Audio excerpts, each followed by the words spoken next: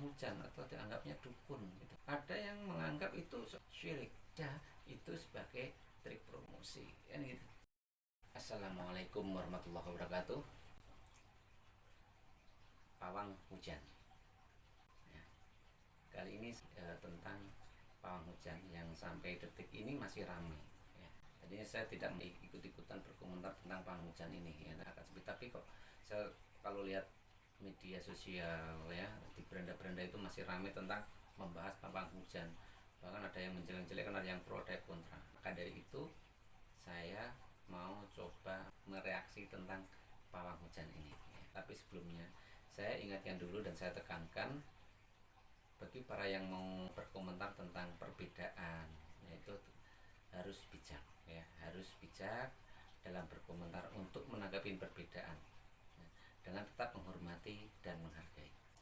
Ingat ya, adab itu perlu ya. Adab, sopan santun, kita orang timur itu harus sopan santun ya. Yang paling utama yaitu tetap jaga NKRI ya, jangan sampai terpecah belah ya, dengan yang dimakan oleh sebagian pihak. Sebenarnya pawang hujan itu sudah ada sejak lama ya. Tempat jasa pawang hujan itu untuk ya orang-orang hajat itu mengundang pawang hujan untuk biar acara itu tidak ada hujan atau memindahkan hujan di tempat lain. Nah, gitu. Nah itu kan dulu udah terbiasa ya, udah umum gitu dalam kalau zaman dulu. Atau mungkin itu udah dianggap tradisi. Nah dulu tidak ramai. Nah tapi sekarang kenapa itu jadi ramai? Jadi polemik, jadi perdebatan ya. Yang pertama itu dikarenakan yang mengadakan dan yang mengundang itu pemerintah ya, pemerintah, dan di situ ada media yang untuk menyebar, ada media yang meliput, ada media yang mempublikasikan itu, sehingga orang umum itu tahu, itu yang membuat itu ramai. Akhirnya dengan lihat media itu orang tahu, nah adanya pro kontra. Terus mungkin ada anggapan yang sekarang ini adalah zaman teknologi ya, zaman teknologi yang udah begitu canggih itu. Pemerintah itu dianggap banyak orang-orang pintar itu masih menggunakan jasa pawang hujan atau dianggapnya dukun gitu. Ada yang menganggap itu syirik. Itu yang membuat jadi ramai dan polemik. Allah itu tidak bisa diintervensi itu. Kalau emang kebetulan pas kita doa atau pawang hujan itu menggunakan alat atau sajen atau apalah gitu, tiba-tiba emang berhenti, itu sebenarnya bukan kesaktian orang itu, tapi emang Allah itu maha pengasih dan maha penyayang. Tahu kan arti makna pengasih dan penyayang? Nah, pengasih dan penyayang, ingat, yang disayang maupun enggak itu tetap akan dikasih ya. Itu ingat kan, pengasih dan penyayang. Kembali lagi mengenai yang lagi ramai, apakah pawang hujan itu syirik? Nah dulu, syirik atau sirik. Nah, itu harus kita bisa bedakan. Kalau sirik itu iri hati, dengki. Nah, tapi kalau syirik menyekutukan Allah, menyembah selain Allah. Nah, itu syirik. Nah, tergantung dari niatnya tentunya kan.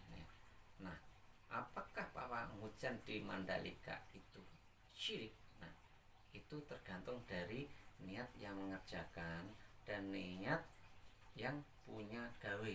Tentunya di sini adalah yang mengundang, tergantung niatnya. Nah, kalau niatnya itu sebagai show, sebagai pertunjukan, artinya untuk memusatkan perhatian, dengan kata lain jadi media promosi lah di situ. Itu bukan syirik. Jadi itu namanya trik promosi. Tapi bisa juga membuat syirik orang lain yang tidak suka dengan hal itu. Kalau kita lihat kemarin acara Mandalika itu seolah-olah itu kan dipertontonkan ya, ditunjukkan.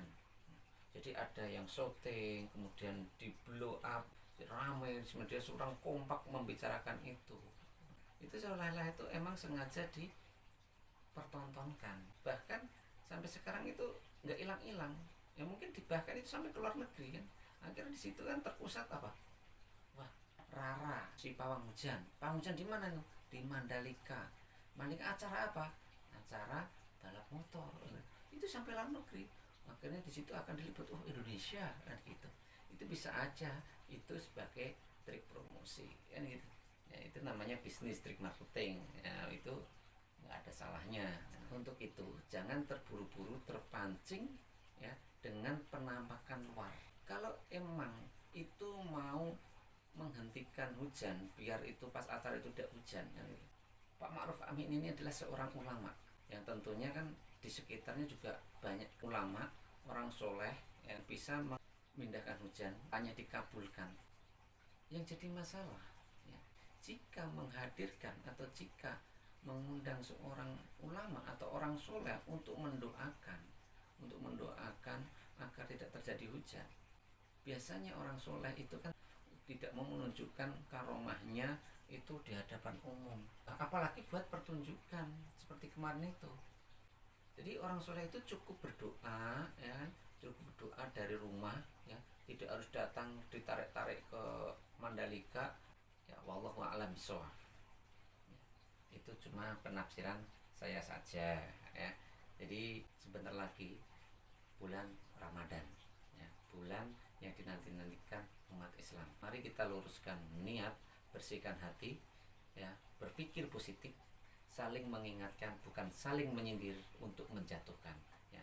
Indonesia terdiri dari banyak suku bangsa, bahkan sub-suku bangsa, beraneka ragam budaya, tentunya juga aneka ragam kepercayaan.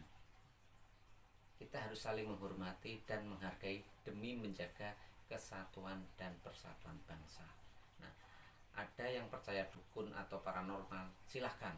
Tapi khusus untuk umat Islam boleh saja percaya adanya dukun, tapi tidak boleh mempercayai atau menggantungkan nasibnya dengan dukun.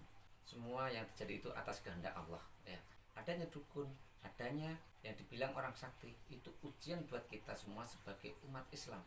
Goyah apa tidak ketauhidannya. Nah, untuk itu mari kita berdamai, saling memaafkan, merapatkan barisan. Kita semua adalah saudara, satu bangsa Indonesia. Beda pendapat itu biasa, itu bentuk keberagaman dan tetap saling menghargai dan menghormati. Bhinneka Tunggal Ika. Nah, untuk umat Islam sebentar lagi datang bulan Ramadan, bulan yang dinanti-nanti umat Islam, bulan yang mulia bagi umat Islam ya. Mari kita bersihkan hati, luruskan niat. Jelang bulan Ramadan ini kita harus bersihkan diri secara lahir batin. Kita bersihkan diri secara lahir batin. Jangan saling mencemooh, jangan saling hina, harus berprasangka baik. Mari kita sambut dan muliakan bulan Ramadan. Orang yang mulia di bulan Ramadan adalah orang yang memuliakan Ramadan. Orang yang mendapatkan keberuntungan di bulan Ramadan adalah yang menanti dengan senang hati akan datangnya bulan Ramadan. Semoga kita termasuk orang-orang yang mendapat kemuliaan, termasuk orang-orang yang beruntung. Semoga kita selalu diberi pertolongan oleh Allah Subhanahu wa Ta'ala, sehingga bisa menjalankan puasa dan ibadah Ramadan dengan baik, tenang, tidak ada kegaduhan di negara ini, tidak terpancing dengan hal-hal yang mengurangi nilai pahala puasa. Amin amin ya robbal alamin. Asyhadu an la ilaha illallah, astagfirullah. Jika ada salah-salah ucap ya yang membuat tidak berkenan, tidak enak hati, saya mohon maaf yang sebesar-besarnya. Mohon maaf lahir batin ya. Marhaban ya Ramadan, selamat menunaikan ibadah puasa untuk semua saudaraku umat Islam. Semoga Ramadan 2022 bisa memperkuat iman kita kepada Allah Subhanahu wa Ta'ala. Akhirus salam, wassalamualaikum warahmatullahi wabarakatuh.